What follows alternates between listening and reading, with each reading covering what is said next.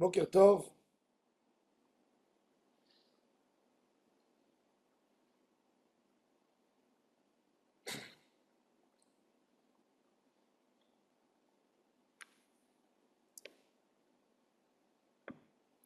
Boker Tov.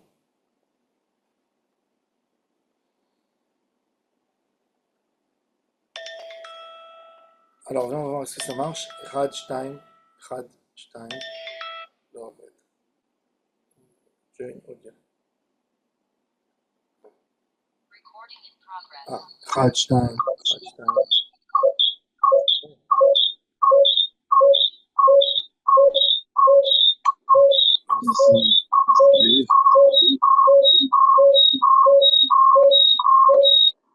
Anything. Boker Tov à tous et à toutes.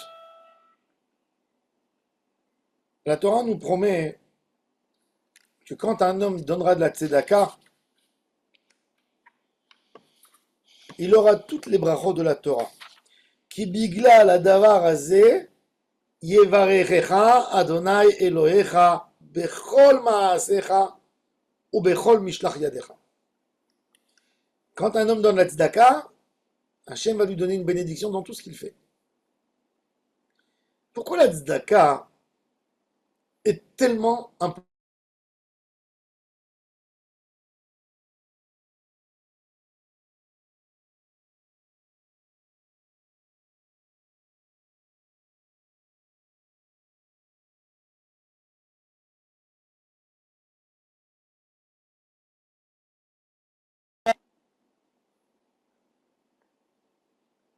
La tzedaka,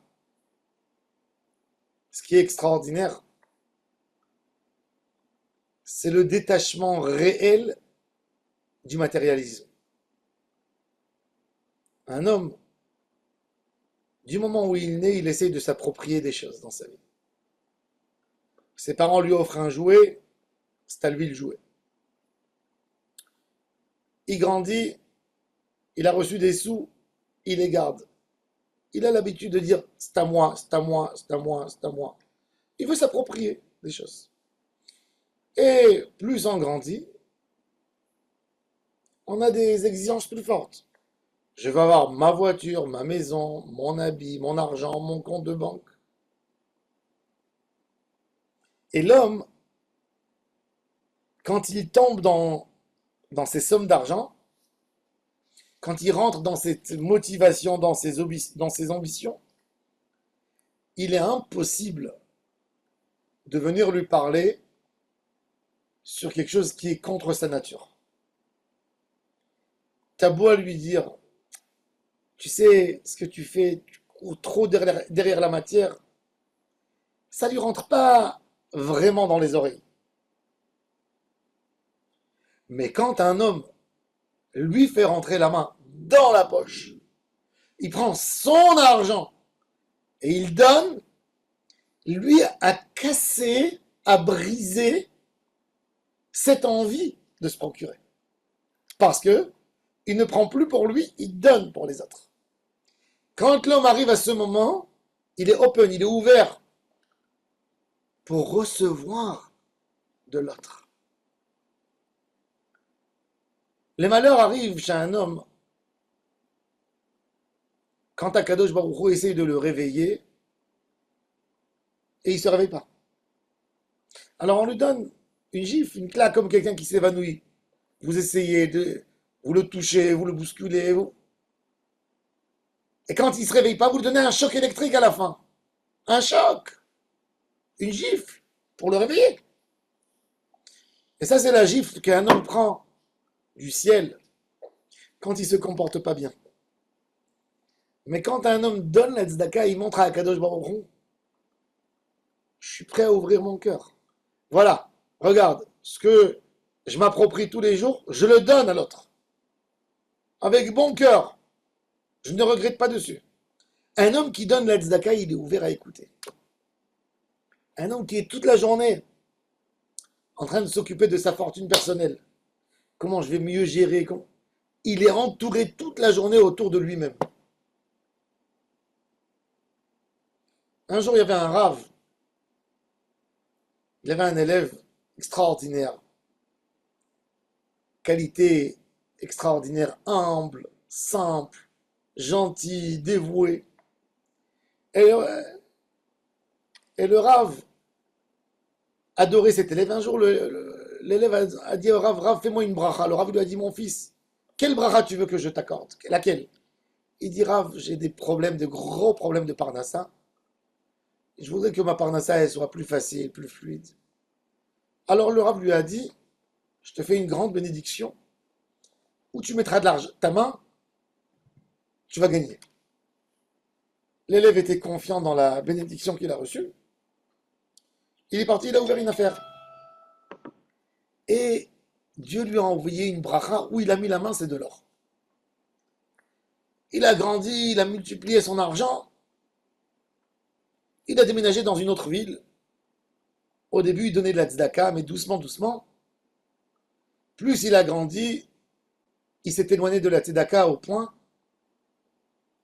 qu'il a nommé un gardien dehors pour empêcher même les pauvres de taper à la porte chez lui. Un jour, le Rav a rencontré quelqu'un de la ville où son élève habitait. Il a dit, comment va mon élève? Il lui dit, ah, le Havar.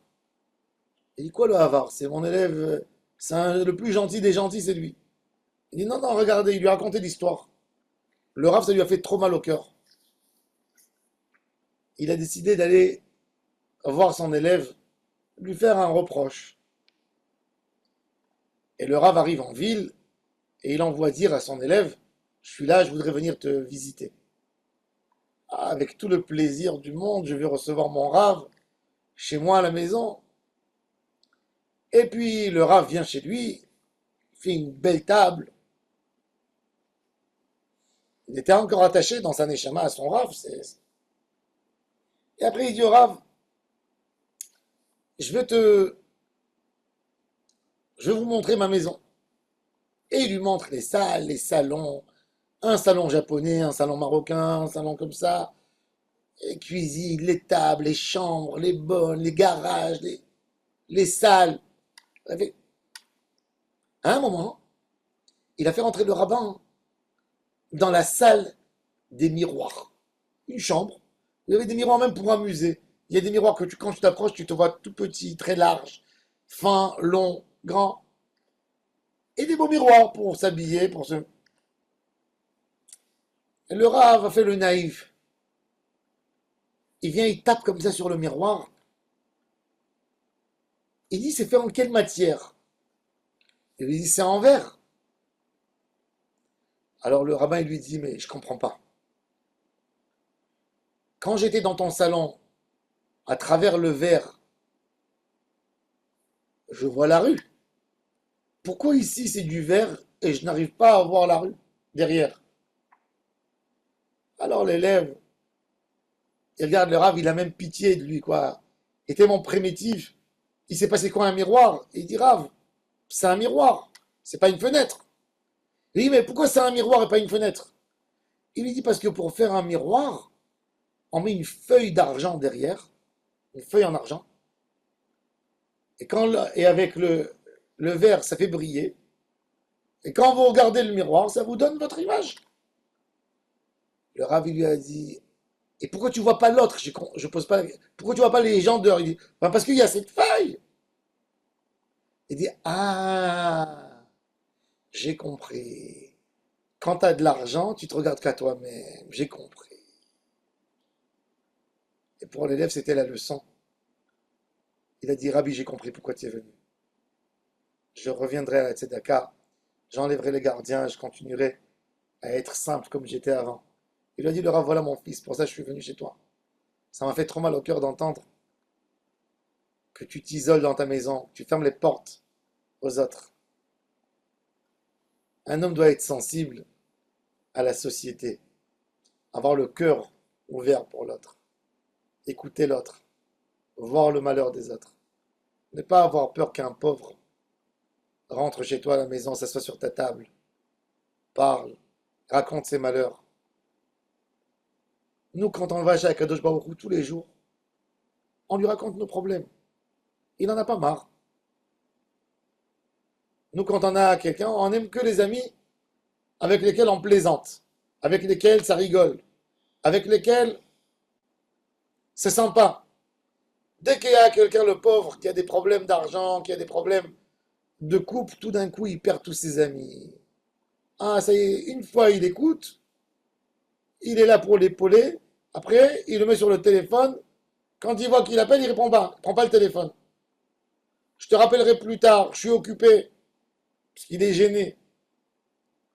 Et quand toi tu parles avec Akadosh Baruch Hu, tu lui demandes, t'es angoissé, t'as des histoires, t'as des problèmes, Akadosh Baruch Hu, il est là pour t'écouter. Pourquoi toi tu fais pas? Si toi tu ne le fais pas avec l'autre, tu t'attends quoi? Qu'Akadosh Baruch Hu va t'écouter? C'est ce qu'il dit le prophète Isaïe. Quand tu amèneras des misérables chez toi à la maison, tu les feras asseoir sur ta table, tu vas leur donner ton cœur, tu vas les écouter. Astikra, rien que tu appelleras, Dieu répondra.